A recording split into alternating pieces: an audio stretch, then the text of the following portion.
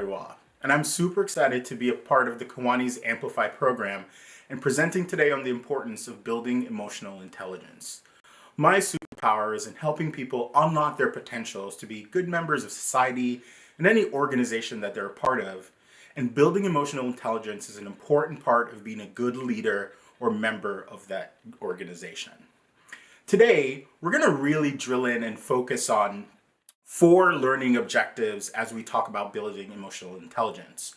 We're going to kick off by defining emotional intelligence, telling you what it is, and asking you to think about where you've seen it before. Then, we're going to introduce you to the 4 domains of emotional intelligence and help you to be able to differentiate between them. Third, we're going to ask you to reflect on your own emotional behavior. And then, we're going to analyze how low, medium, and high emotional intelligent responses look to some scenarios that we're going to give to you. So let's dive in. So what is emotional intelligence? You've probably heard of regular intelligence or IQ, and emotional intelligence, sometimes called EQ, is really all just about how we can interpret our emotions and the emotions of others and use that to the benefit of ourselves and everyone around us. Now, I want you to think about that friend that you know who's just always really good at understanding their emotions and understanding your emotions and helping you to work through tough emotional issues. That friend is someone with high emotional intelligence. Let's take a look at the 4 domains of emotional intelligence to give you a deeper understanding of how to use this effectively in your personal life and professional life.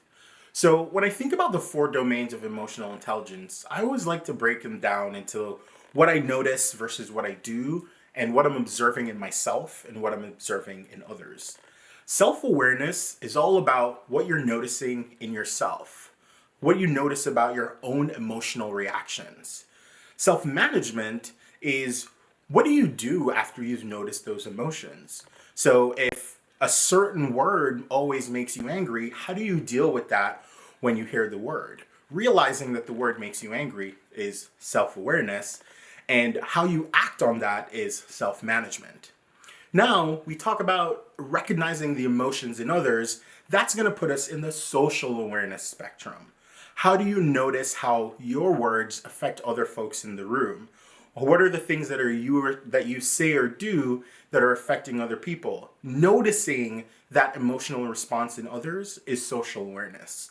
Now, what you do when you notice that emotional response is the relationship building spectrum, right? It's all about recognizing emotions in others and yourself and using that information to build good relationships with people. So now that we've drilled down a little bit into what the 4 domains of emotional intelligence look like, let's take a second to examine a scenario. And so what I'd like you to do is just reflect on the time when someone came to you with a piece of news or a piece of gossip, right? So something that was maybe a little juicy, maybe very interesting, or even something that might have made you angry or happy. So I want you to think about that situation. So now that you've had time to reflect on that scenario, let's examine how you could deal with this using the 4 domains of emotional intelligence. I'm going to be working you through an example where my friend told me about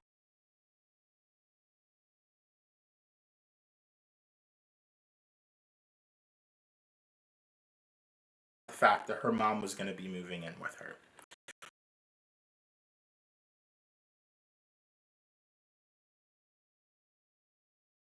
So for some, again, this is all about how you feel, how you felt in the moment. And in that moment,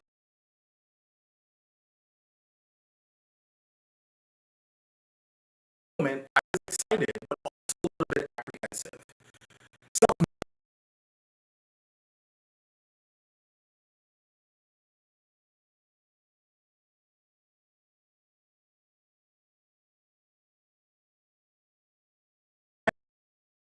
Self-management is what do I do? And so I shared that with my friend. And I also couldn't hide my facial expressions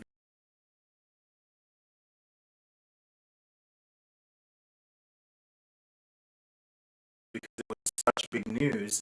Like I was immediately happy, and then immediately slightly kind of apprehensive, and all of that was on my face. Awareness in this case is all about, did I recognize the emotions in my friend? And she wasn't as excited as I was about the news. And social management or relationship building is all about, what did I do next? And once I noticed that she wasn't as excited as I would be for the news, I opened up the conversation and just asked her how she was feeling about it so we could talk through any difficulties she was having. So that's how you would examine a scenario through the domains of emotional intelligence. Continue to use this example and continue to use this to think about how you're reacting with news that you're hearing or sharing news in your everyday professional lives. Now, let's shift gears a little bit about how you master emotional intelligence. Thinking about it, even going through this exercise with you, this is such a big concept, but we want to make it accessible. And so it's important to understand that emotional intelligence is a spectrum.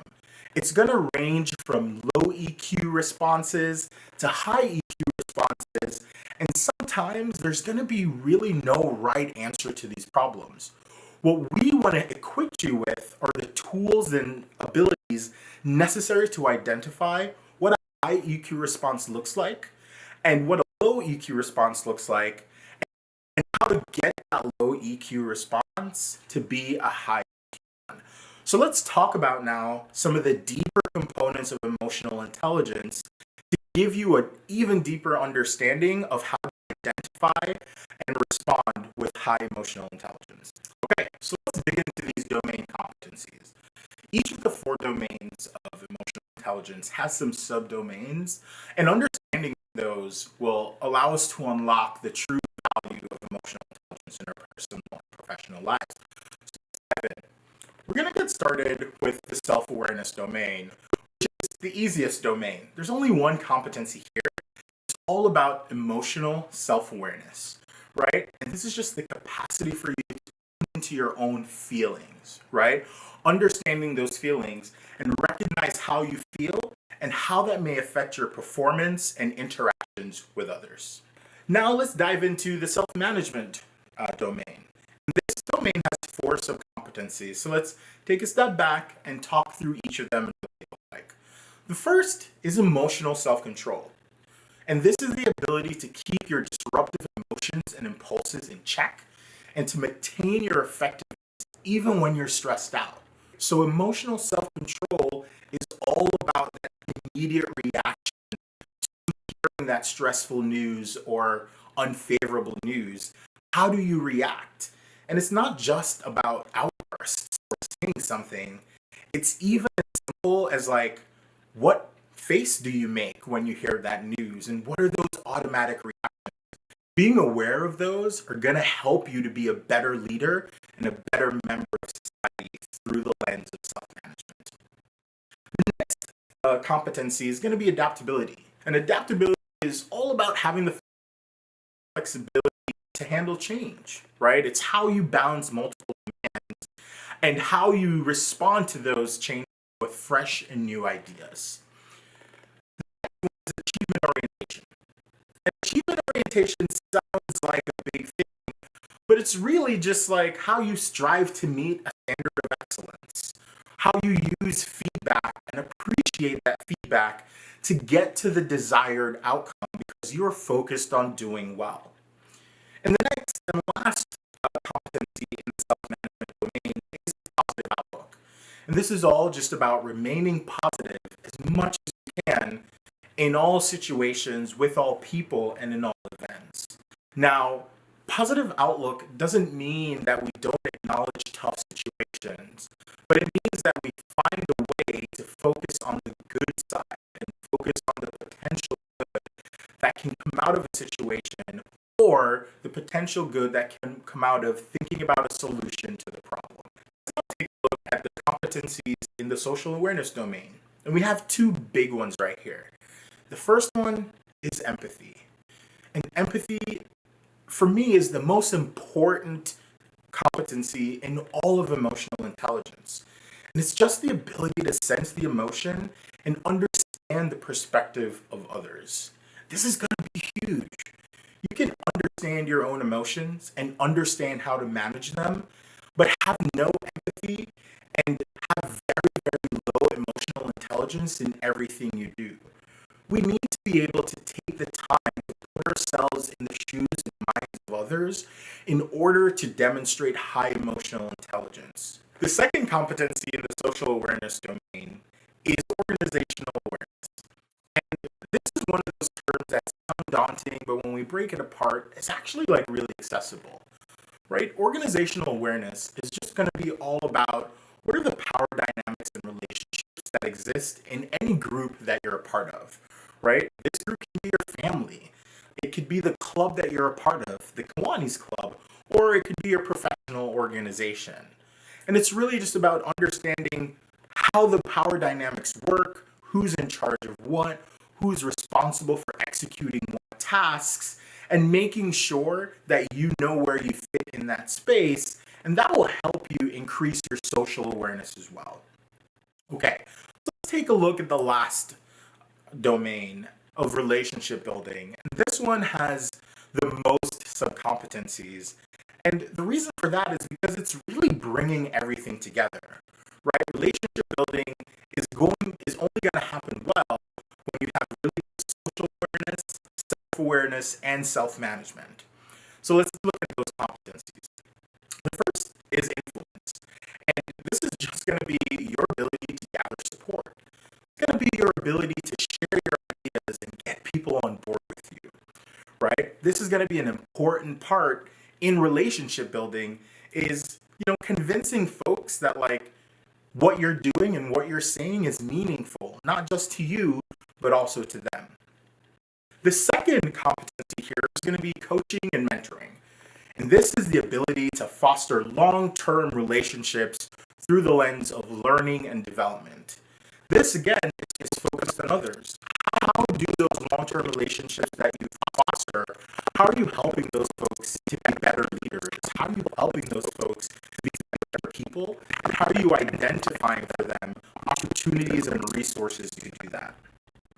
Next, let's dive into conflict resolution, which is all about helping others to work through tension. Right? This is how you kind of tactfully dismiss tough situations and help folks to work through to a solution that's going to be good for all parties involved. This is teamwork, and teamwork is all about contributing to a group that is larger than yourself. And how do you make sure that you're all working towards a shared goal, participating actively, and sharing and rewards? The last competence in relationship building is inspirational leadership. And inspirational leadership is all about combining everything that we've done so far in relationship building to drive folks towards a shared goal, right? It's you model the behavior that you want your members in your organization to follow. They achieve the goal that you've set for them. And it all starts with being an example. Being an example of the thing that you see and allowing folks to be vulnerable with you and help to get better. Okay, so now that we've learned all intelligence, its domains, and its competencies, it's time for us to roll our sleeves up and do some practice. For the next few slides, we're going to present you with some scenarios that we just kind of pull out of everyday life. What I want you to do is to read the slide and take a minute or two to reflect on how you would respond. So reflect on what a low, medium, and high EQ response would look like, and we'll talk about the results and share some examples of what each of those responses would look like with you. Let's take a look at the first scenario around meeting expectations. We're going to work through this one together so that we can model what low, neutral, and high emotional emotionally intelligent responses look like in this scenario. Take a minute or two to read through the scenario, and we'll see you on the other side. Make sure to pause your video so you don't spoil the fun. So let's take a look at meeting expectation. And let's get started with the low EQ example.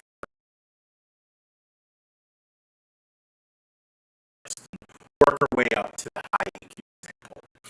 So in a low EQ example, you may have thought of something that sounded like, Shaliza just stops the meeting and kind of scolds her team for not being able to meet those expectations.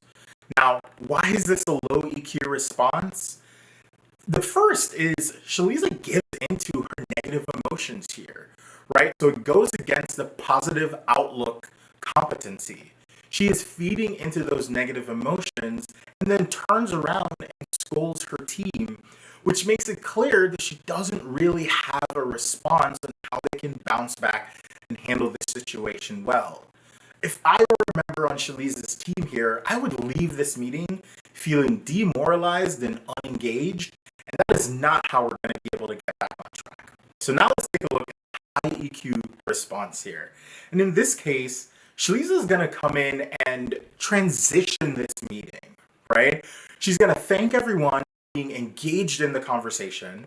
She's going to provide some additional context about how she thinks they can move forward, and then re-engage the whole group to drive them towards that goal. So why is this such a good way to respond to this scenario? Well, it does a couple of things really, really well.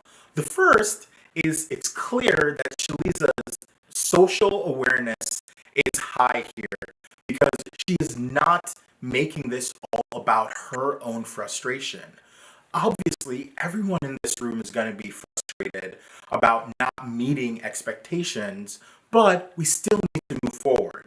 So as the leader here, Shaliza does a really, really good job of providing the context to refocus the conversation, thanking everyone for being involved, and moving towards the goal. We can process our individual feelings in one-on-one meetings or outside of this group, but Shaliza demonstrates high emotional intelligence by not letting her emotions dictate the whole meeting and brings everyone together towards a common goal. I'm going to give you a second to read this scenario on your own. And what I want you to do is to think about what a low, neutral, high EQ responses to this scenario would sound like. When you're done, go ahead and hit play, and we'll take a look at some examples and why they fall into each of those three categories. So let's take a look at examples for this scenario. What should harmony do? Now, it's important for you to know that as we're going through these examples, that these are not the only answers. We just want to help you think in the way that's going to get you to the point of deeper understanding of what a low, neutral, and high emotional intelligence response sound like. Let's get started with the low one. So in the low situation, Harmony is going to push his team to make this deadline. He's going to be so frustrated that he's angry with the coffee shop and leaves a negative review on their website about the situation. Now, why is this a low response? Well, Harmony is not showing any empathy here, right? He's not trying to reframe the situation, and he's actually inducing more panic in an already panicked situation. So because of that, we're going to put this on the low emotional intelligence category. Now, let's take a look at the neutral example. So in this case, he's going to have the deadline pushed back and reinforce and emphasize the importance of making this new deadline. So there's some good things that are happening here, right? There's no panic. There's not that much panic, especially when you compare it to the low EQ example where it's rushing everyone to meet this deadline that seems like they're not going to be able to get it. At least here, Harmondeep is reframing and saying, hey, we're going to push this deadline back and give us some more time. The reason why this has fallen in the neutral category and it's not a high response is because there's really no inspirational leadership happening here from Harmony. Like,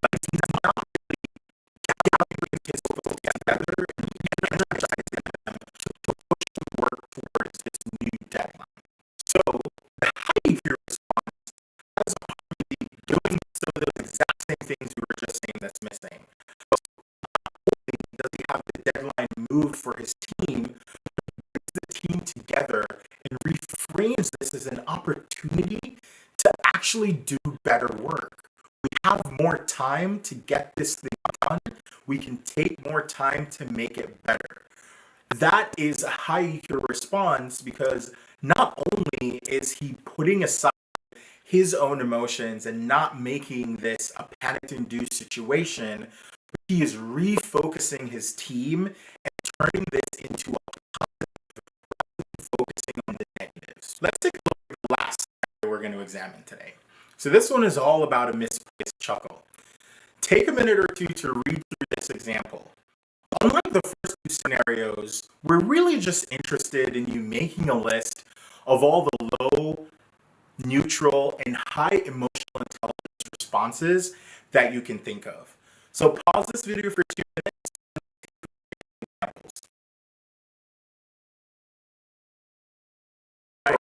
So that's the kind of awkward situation for Harmony to be in, right? Like, no one wants to laugh at their graduation advisor. But how did you think Harmandeep could respond to this, and how did they fall into the three categories of emotional intelligent responses? So when I think about a low EQ response here, like it's all about denying that this happened, right? Harmandeep denies this chuckle, moves on with the meeting, or tries to drive the meeting forward without actually acknowledging that this thing happened, that clearly happened, right? Like, we don't want to do that. That is low EQ. The neutral EQ response here is to acknowledge that this happened, but really not provide any context for why. So, yeah, I did chuckle, but it's no big deal. It's no reason. The reason why this is such, like, not a high EQ response is because it's really not considering the feeling of the person who is asking about this. Like, clearly the person noticed that this chuckle happened and is trying to figure out what's so funny. They feel left out of the joke, and in the situation where this person is your superior, that may not bode well for you. And so that's why this is like a low EQ response. Now, in the high EQ response, Harmandeep not only acknowledges that chuckle, but he acknowledges that this was a moment of low emotional intelligence on his part. He acknowledges the chuckle, apologizes for the interruption, and he comes out and says, like, my bad. I didn't mean to do this. I'm so sorry. That was a low emotional intelligence moment. Let's move on. Now, like the previous scenario, there are tons and tons of answers that would fit into each of these three categories. What's important is not that your answers sound exactly like the ones we've demonstrated here for you, but that your answers are taken into consideration the domains and their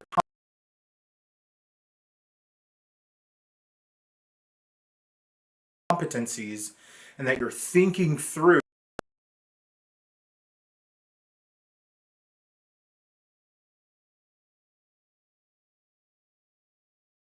how these responses could be better by incorporating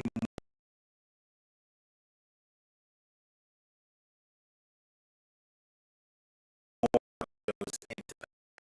Great job on working through those scenarios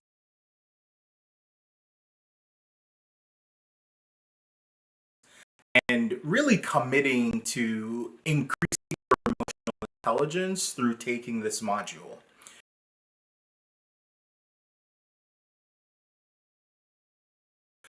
We're going to just do a quick overview again of emotional intelligence just to send you on your way. And so the four domains of emotional intelligence are self-awareness, which is all about how you feel. Self-management, which is what do you do once you recognize your emotions. Social awareness, which is all about recognizing the emotions in others. And relationship building, which is all about how do you take the emotions that you recognize in others and use it to build positive relationships. Over the next couple of weeks, I'd like to challenge you to think about which of these domains you think you could improve the most in, and focus on the competencies in that domain and think about it as you're going through your everyday life. Everyone can improve emotional intelligence. We all have the capacity to be better at this, and all it takes is some thoughtful practice.